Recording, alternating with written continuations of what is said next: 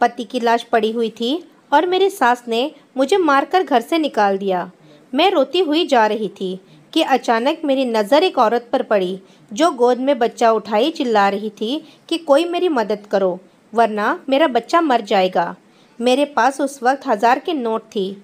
मैंने उसे दे दिया और वो खुशी से मुझे दुआएं देती हुई बोली, बेटी तू वापस अपने घर चली जा, तुझे ऐसी खुशी मिलेगी जो आज तक किसी औरत को ना मिली होगी।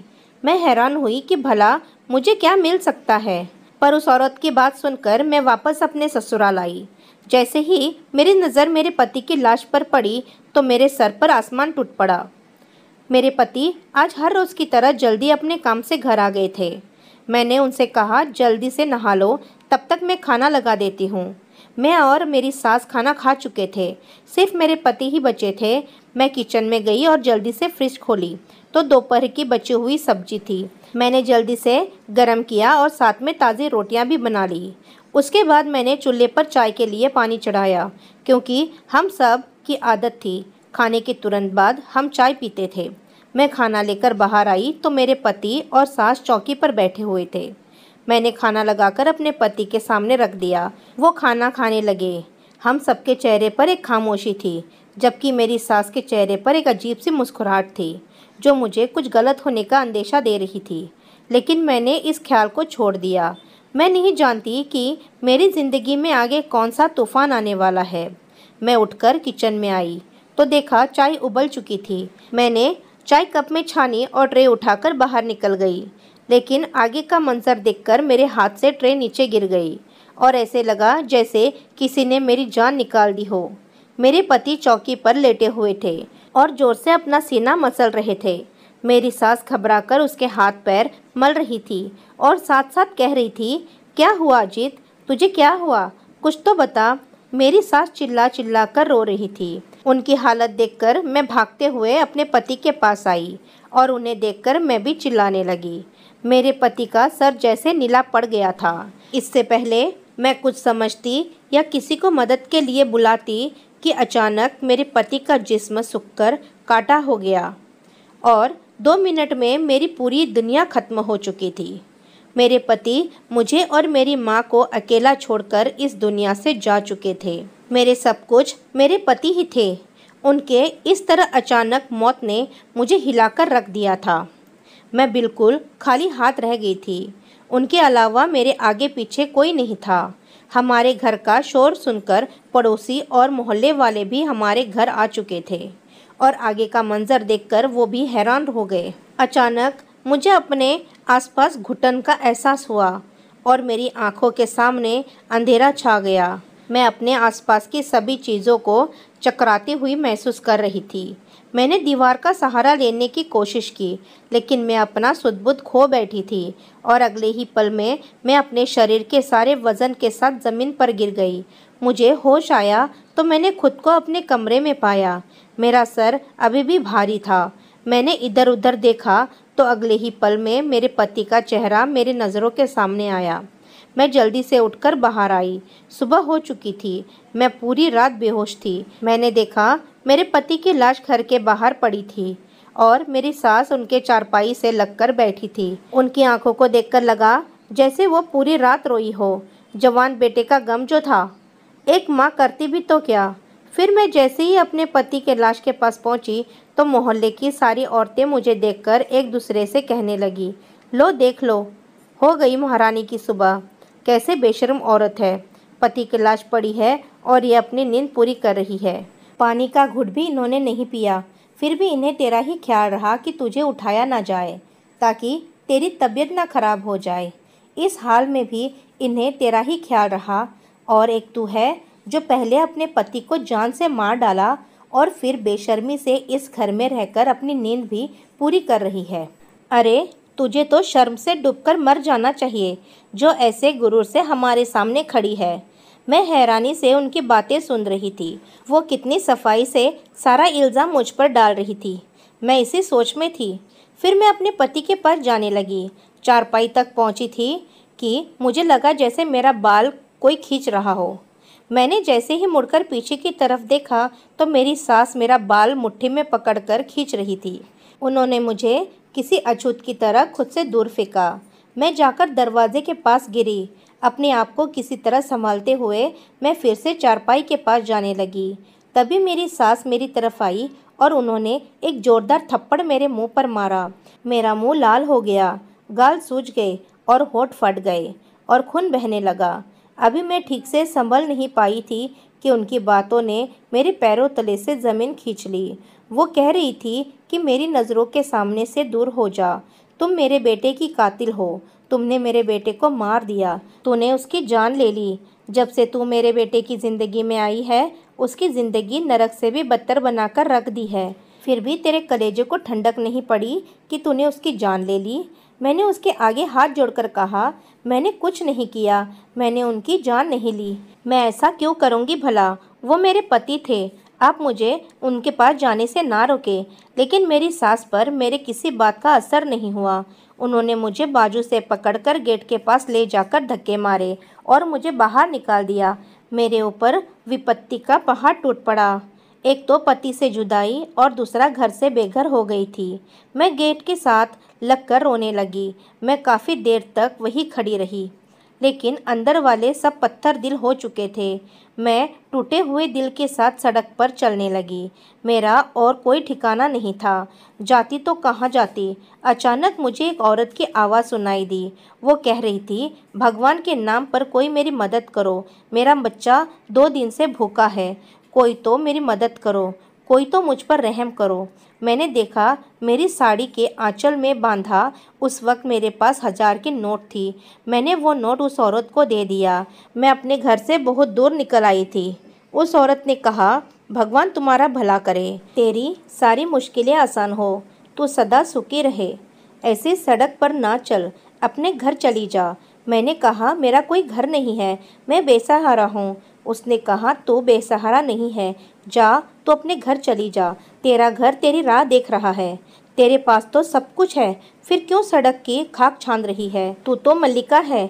जा अपना घर संभाल, अपने घर जा। वहाँ तुझे ऐसी खुशी मिलेगी कि तूने कभी सपने में भी नहीं सोचा होगा। मैं बड़ी हैरान हुई कि उस घर में तो मेरे जवान पति की मौत हो गई है। हालत के आगे मजबूर होकर मैं अपने घर की तरफ जाने लगी और सोचा, जाकर देखूँ तो सही कौन सी खुशी मिलने वाली है। और खुशी नहीं भी मिली तो एक बार फिर से मैं अपनी सास के पैरों में गिर जाऊंगी। हो सकता है कि उनको मुझ पर रहम आ जाए और वो आखिरी बार मुझे अपने पति से मिलने दे। इतने में घर के दरवाजे तक मैं आ चुकी थी। मैंने देखा, दरवाज़ा अंदर से बंद नहीं था। मैंने धड़कते दिल के साथ घर का दरवाज़ा खोला, पर दरवाज़ा खोलते ही सामने का मंजर देख मैं दंग से रह गई। मेरा पूरा शरीर कपकपाने लगा। मेरा नाम रोशनी है। मैं एक छोटे से शहर में रहती हूँ। मेरे साथ मेरे पति और मेरी सास रहती है। अभी मेरी उम्र 25 साल है। ये बात उस वक्त की है जब मैं 21 साल की थी और शहर के सबसे अच्छे कॉलेज में पढ़ा करती थी। मुझे पढ़ाई में कुछ खास दिलचस्पी नहीं थी, लेकिन पापा की सख्ती की वजह से मजबूरी में पढ़ रही थी। मेरे पिता एक मशहूर बिजनेसमैन थे, लेकिन उनका रवैया हमारे प्रति शुरू से ही काफ़ी सख्त था। मैंने अपनी पूरी ज़िंदगी में उन्हें कभी मुस्कुराते हुए नहीं देखा था। वो हर वक्त गुस्से में रहते। ऐसा नहीं था कि उसकी कोई वजह थी, वो स्वभाव से ही ऐसे थे। मैं उनकी इकलौती बेटी थी, लेकिन फिर भी उन्होंने मुझसे कभी प्यार से बात नहीं की। वो मेरी हर छोटी से छोटी ज़रूरत का ख्याल रखते, लेकिन मैं उनके गुस्से से परेशान थी। मैं और मेरी माँ इस चीज़ का ख्याल रखते कि कोई भी बात उनकी मर्ज़ी के खिलाफ़ ना हो।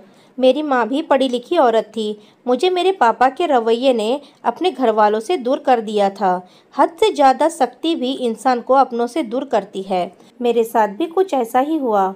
उस दिन जब मैं कॉलेज से घर आई तो मेरे पापा के बिजनेस पार्टनर अपनी फैमिली के साथ हमारे ड्राइंग रूम में बैठे हुए थे। मेरे पापा के बिजनेस पार्टनर अक्सर हमारे घर आया जाया करते थे। मैंने खाना खाया और सो गई। शाम को सोकर उठी तो माँ ने बताया कि तुम्हारे पापा ने तुम्हारी शादी अपने बिजनेस पार्टनर के बेटे आशुतोष से तय कर दी है और अगले कुछ दिनों में तुम्हारी सगाई होने वाली है और उसके बाद शादी। उनकी बातें सुनकर मुझे ऐसा लगा कि किसी ने मेरे तन बदन में आग लगा दी हो। मैंने माँ से इसका विरोध किया तो माँ ने कहा, खबरदार जो उल्टी सीधी कोई हरकत की तो। अपने बाप के गुस्से से वाकिफ हो ना तुम। इसलिए कोई भी हंगामा करके अपने और मेरे लिए कोई मुश्किल ना बढ़ाना। मैं गुस्से से अपने कमरे में चली आई और अपना फ़ोन लेकर तुरंत अजित को फ़ोन मिलाया और रो रो कर उसे कहने लगी, पापा मेरी शादी ज़बरदस्ती अपने बिजनेस पार्टनर के बेटे से करवाना चाहते हैं। तुम जल्दी कुछ करो क्योंकि मैं तुम्हारे अलावा किसी और से शादी नहीं कर सकती। अजित ने कहा, तुम फिक्र मत करो, मैं जल्दी ही कुछ करता हूँ। मैं बहुत परेशान थी। दरअसल मैं अपने क्लासमेट अजित से प्यार करती थी। अजित दिखने में ठीक ठाक घराने से था, लेकिन मैं उसके लिए कुछ भी कर सकती थी क्योंकि वो बहुत अच्छा था। उसके घर पर सिर्फ उसकी माँ और वो रहते थे। उसके पिता बहुत पहले ही गुजर चुके थे। उसकी बड़ी बहन थी जिसकी शादी बहुत पहले ही हो चुकी थी।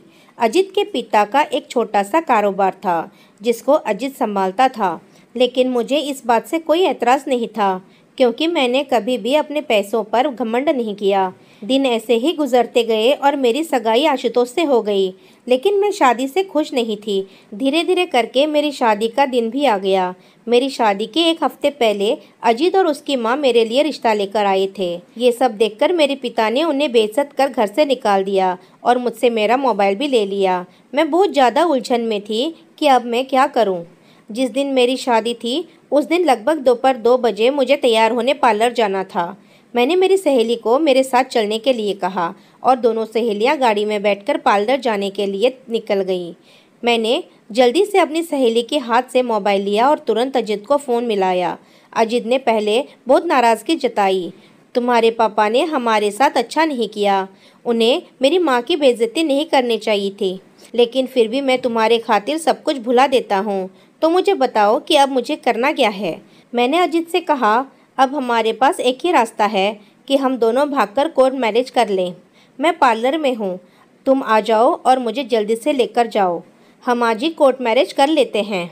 अजित ने कहा, क्या ये सब ठीक होगा? मैंने कहा, सब कुछ ठीक ही होगा। मैं उनकी इकलौती बेटी हूँ। धीरे धीरे करके वो सब कुछ भुलाकर मुझे अपना लेंगे। अजित ने कहा, अच्छा ठीक है, मैं तुम्हारे पार्लर के आसपास ही खड़ा रहूँगा, तुम मुझे फ़ोन कर देना। पार्लर के बाहर पहुँचते ही मैंने ड्राइवर को बहाना करके घर भेज दिया। उसे कहा मेरे लहंगे का मैचिंग दुपट्टा घर पर ही छूट गया है। ड्राइवर के जाने के बाद मैंने तुरंत अजित को फ़ोन मिलाया और उसे आने को कहा। वो अगले ही पल मेरे पास आ गया। मैंने अपने दोस्त को सब कुछ समझा दिया था और उसके बाद मैं अजित के साथ चली गई। हम दोनों ने मंदिर में जाकर शादी की और उसके बाद अजित की दुल्हन बन उसके घर आ गई। मैं ये नहीं जानती थी कि मैंने कितनी बड़ी गलती की है। उधर जैसे ही मेरे माँ बाप को मेरे लापता होने की खबर मिली तो सारा आसमान एक साथ ही टूट पड़े। उन्होंने कभी सोचा भी नहीं था कि मैं ऐसा भी कुछ कर सकती हूँ। मेरे घर तो कयामत आ गई थी। मेरे पापा उस वक्त मुझे जान से मारने के लिए निकले, लेकिन माँ ने उनके पैर पकड़कर कहा, इतना गुस्सा मत करिए, वो हमारी इकलौती बेटी है। भले ही आप उसे माफ़ ना करें, लेकिन उसे बख्श दें, उसके साथ ऐसा कुछ ना करें। माँ के लाख समझाने पर पापा किसी तरह मान गए। मुझे अजित के घर आए 1 हफ्ता हो गया था, लेकिन मेरे मायके में खामोशी थी। मैं ये ना समझ सकी कि तूफ़ान के आने के पहले हर तरफ खामोशी ही होती है। मैं सुकून से अपने ससुराल में ज़िंदगी गुजार रही थी। मेरी सास बहुत अच्छी थी, ज़िंदगी बहुत अच्छे से गुजर रही थी। मैंने अपनी पढ़ाई छोड़ दी थी, लेकिन अजित ने अपनी पढ़ाई जारी रखी और साथ साथ वो अपना काम भी करते थे। मेरी सास आस पड़ोस के कपड़े सिलाई करती थी। मैंने भी उनके साथ रहते सिलाई सीख ली थी। मेरे ससुराल वालों की स्थिति बहुत अच्छी नहीं थी। मुझे शुरू में परेशानी हुई, लेकिन धीरे धीरे मैं यहाँ एडजस्ट हो ही गई। इसी तरह हमारी शादी को 6 महीने गुजर गए। मुझे महसूस हुआ कि मेरी सास का रवैया मेरे साथ कुछ अजीब सा होता जा रहा है। वो बार बार मुझे कहती थी कि अब तुम्हें अपने माँ बाप से मिलने चले जाना चाहिए क्योंकि तुम उनकी इकलौती बेटी हो। वो तुम्हें याद करते होंगे और अब तक तो उन लोगों ने तुम्हें माफ़ भी कर दिया होगा। लेकिन मेरे अंदर इतनी हिम्मत नहीं थी कि मैं अपने बाप के गुस्से का सामना कर पाती। उनकी बातों पर मैं हर बार कोई ना कोई बहाना करके टाल देती। खैर, दिन गुजरते जा रहे थे। अजित का रवैया भी मेरे प्रति कुछ अजीब सा होता जा रहा था। मैं उनसे उनके रवैये के बारे में पूछना चाहती थी, फिर सोचा हो सकता है काम का प्रेशर ज़्यादा हो इसलिए परेशान हो। उस दिन भी हर रोज़ की तरह अजीत नाश्ता करके अपने काम पर चले गए थे। पीछे से मैंने अपने सारे काम निपटाया और सुकून से बैठ गई, क्योंकि अब मेरे पति को घर रात को ही आना था। कुछ देर बाद मैंने दोपहर का खाना बनाया और फिर मैंने और मेरी सास ने खाना खाया। खाना खाने के बाद मैं अपने कमरे में जाकर आराम करने लगी। तभी मेरे कानों में मेरे पति की मोटरसाइकिल की आवाज़ सुनाई दी। मुझे बड़ी हैरत हुई कि वो आज इतनी जल्दी कैसे आ गए। मैंने जाकर देखा तो मेरी सास बाहर आकर बैठी थी। उन्होंने अजीत से घर जल्दी आने की वजह पूछी तो अजीत ने कहा आज कॉलेज की भी छुट्टी थी और दफ्तर में भी कुछ खास काम नहीं था, इसलिए जल्दी आ गया। मैंने अपने पति को खाना निकाल कर दिया और उसके बाद किचन में चाय लेने गई। वापस आई तो देखा मेरे पति अजीत मर चुके थे। मैं ये मंजर ना देख पाई और बेहोश हो गई। जब मुझे होश आया तो सुबह हो चुकी थी। मैं अपने मरे हुए पति के पास जाना चाहती थी तो मेरी सास ने मुझे ये कहकर उनके पास जाने नहीं दिया कि तुम कातिल हो, और यही कहकर उन्होंने मुझे घर से बाहर निकाल दिया। मैं रोती हुई सड़क पर चलती जा रही थी। तभी मेरे कानों में एक औरत की आवाज़ आई। उसे मदद की ज़रूरत थी। मैंने उसकी मदद की तो उसने मुझे दुआएं देते हुए घर जाने को कहा और साथ में ये भी कहा कि घर जाने के बाद तुझे ऐसी खुशी मिलेगी जो आज तक कभी किसी औरत को ना मिली होगी। उसकी बातें सुनकर मजबूरन मैं घर पहुंची और जैसे ही दरवाज़ा खोला तो सामने का मंजर देख मेरे होश उड़ गए। दरवाज़ा खोलते ही मेरे ऊपर फूलों की बारिश होने लगी। गुलाब की ताज़ी पंखियाँ मेरे ऊपर गिरते जा रही थी।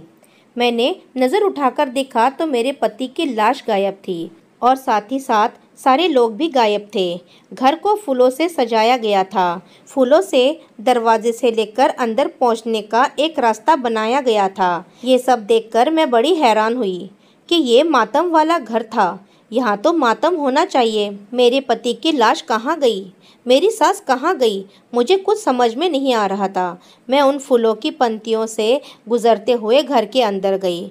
अंदर से आने वाली आवाज़ सुनकर मुझे अपने कानों पर यकीन नहीं हुआ और मुझे उस औरत की बातें सच लगने लगी। उसने सच्ची कहा था। मैं बेसहारा नहीं बल्कि भोली और कम अक्ल हूँ।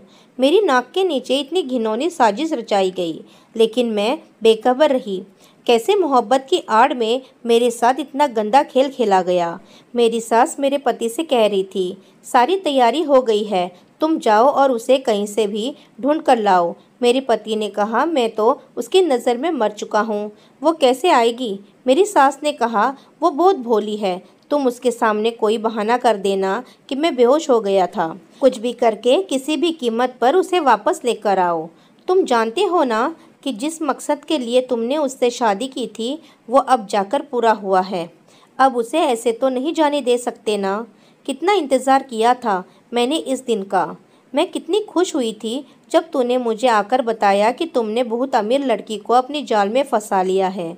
लेकिन मुझे क्या पता था कि उसका खड़ूस बाप इतना सख्त होगा। जब तुम दोनों भाग गए तो मैं यही समझी कि वह अपनी इकलौती औलाद को माफ़ कर देगा, लेकिन नहीं, उस बुड्ढे ने तो सारा प्लान ही चौपट कर दिया।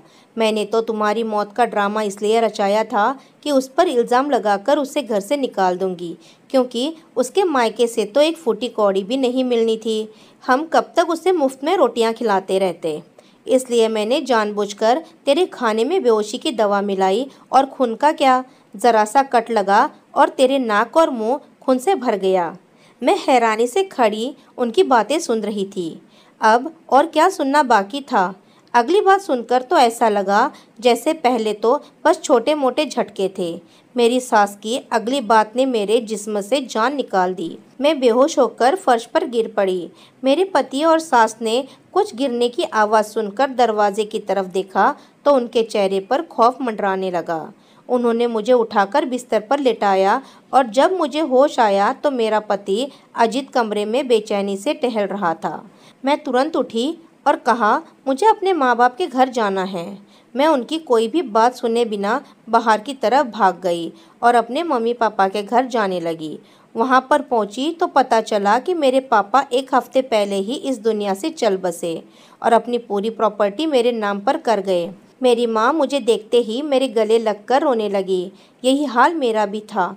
दरअसल अजित ने मुझसे दौलत की लालच में आकर शादी की थी।